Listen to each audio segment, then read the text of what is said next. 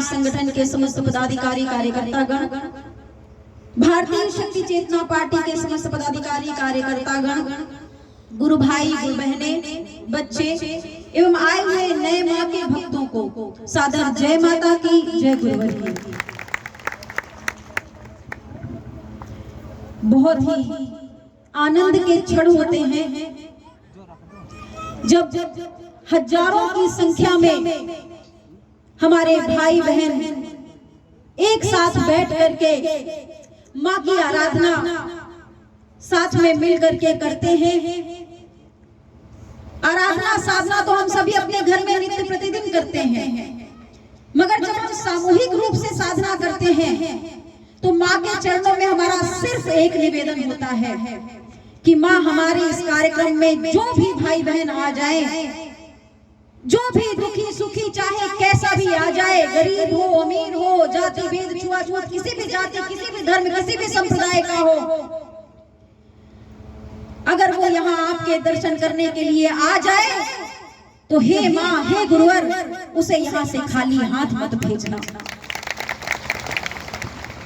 इन कार्यक्रमों के माध्यम से हम समाज को सिर्फ एक संदेश देना चाहते हैं कि हम मानव हैं और हमारा सबसे बड़ा धर्म केवल मानवता ही है, मानवता की सेवा करना ही है। हम सब एक हैं। उस माता आदि शक्ति जगत जननी जगदम्बा की चेतना अंश है। वही चेतना वही अंश हम में आप में सब में समाया हुआ है और इन कार्यक्रमों के माध्यम से वही एकता का संदेश हम पूरे समाज को देना चाहते हैं। हम बताना चाहते हैं सभी को कि यदि यह मानव जीवन प्राप्त हुआ है तो ऐसे ही नहीं प्राप्त हो गया। शास्त्रों में लिखा है, साधु संत सभी मुनि सब चीख चीख करके एक ही बात कहते हैं कि बड़े भाग्य से यह मानव तन प्राप्त होता है। देवताओं के लिए भी यह मानव तन दुर्लभ होता है। तो यदि आपको यह मानव तन मिला है तो इसके पीछे कहीं ना कहीं उस प्रकृति सत्ता का, उस आध्यात्मिक चेतना का कोई ना कोई इशारा है। उसे समझने की आवश्यकता है। और हम तो कहते हैं मानव जीवन प्राप्त करना फिर भी एक साधारण बात है, मगर उस काल में मानव जीवन प्राप्त करना जिस काल में स्वयं सच्चिदानंद भगवान धरती पर आए हो परिवर्तन करने के लिए, क्या साधारण बात नहीं हो सकती। सभी को आत्मांकलन करने की आवश्यकता है कि ऐसी कौन सी विचारधारा है, ऐसा कौन सा संदेश है, ऐसी कौन सी ऊर्जा तरंगे हैं जो परम पूज्य योगीराज श्री शक्तिपत्र जी महाराज द्वारा प्रवाहित की जाती है कि घर के घर बदलते जा रहे, गांव के गांव बदलते जा रहे, शहर के शहर बदलते जा रहे और सबकी एक ही आवाज कि हमारा मध्य प्रदेश नशा मुक्त हो जाए, हमारा यह भारत देश नशा मुक्त होकर के पुनः सोने की चिड़िया कहलाए।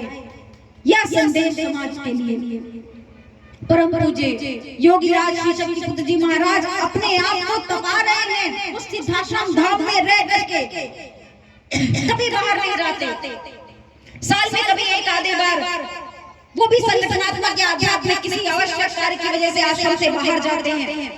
मगर फिर भी देखिए घर घर में परिवर्तन होता चला जा रहा है। किस कारण से? केवल एक विचारधारा के माध्यम से, केवल ऊर्जा और कृपा चेतना के कारण से। और वही ऊर्जा वही कृपा वही चेतना हम आपके गांव में भी आपके पास बांटने के लिए आए हैं। यह साधना क्रम साधारण साधना क्रम नहीं है। सभी ग्रंथों का सार इस साधना क्रम में है। जैसा कि कहा गया है कि कलयुग केवल नाम आधारा। हर युग में कभी यज्ञ करने पड़े, शक्तियां प्राप्त करने के लिए, बाधाओं को दूर करने के लिए हवन करने पड़े, तपस्याएं करनी पड़ी, वर्षों वर्षों युगों युगों की तपस्याएं करनी पड़ी, तब जाकर के किसी ने कोई शक्तियां प्राप्त की। बड़े बड़े यज्ञों को कर करके लोगों ने अपनी अपनी मनोकामनाओं को पूर्ण किया। मगर कलयुग में बताया गया कि केवल नाम का आधार, यदि आप केवल प्रकृति सत्ता का स्मरण करते हो, आपको अन्य कुछ भी करने की आवश्यकता नहीं है। यदि आपने प्रकृति सत्ता को अपने हृदय में बसा लिया और आप उनका स्मरण करने लग गए, आप उनकी साधना करने लग गए, तो इस कलिकाल में ऐसा कुछ भी नहीं है जो आप प्राप्त ना कर सको। और उसी मार्ग में परम पूज्य गुरुदेव जी ने बढ़ाया, हमें दुर्गा चालीसा पाठ के अखंड अनुष्ठान प्रदान किए। उस सिद्धाश्रम धाम में पिछले 28 सालों से दुर्गा चालीसा का अखंड पाठ चलता चला आ रहा है।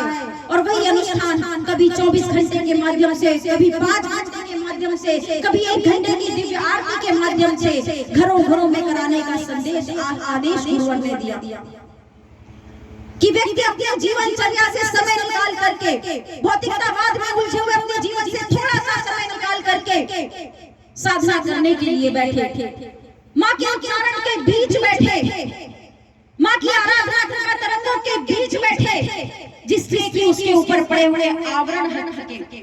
हम सभी आत्मा का जीवन जी रहे हैं, केवल भटक चुके हैं, केवल अपनी दिशा से अलग रास्ते पर चल चुके हैं। इसीलिए गुरुवर पुनः हमें हमारे ऋषियों मुनियों के मार्ग पर बढ़ाने के लिए आए हैं, हमें पुनः उसी सनातन धर्म की ओर ले जाने के लिए आए हैं, जिसके माध्यम से वास्तव में बड़े बड़े ऋषियों मुनियों ने पूर्णता को प्राप्त किया है, प्रगति सत्ता को प्राप्त किया है।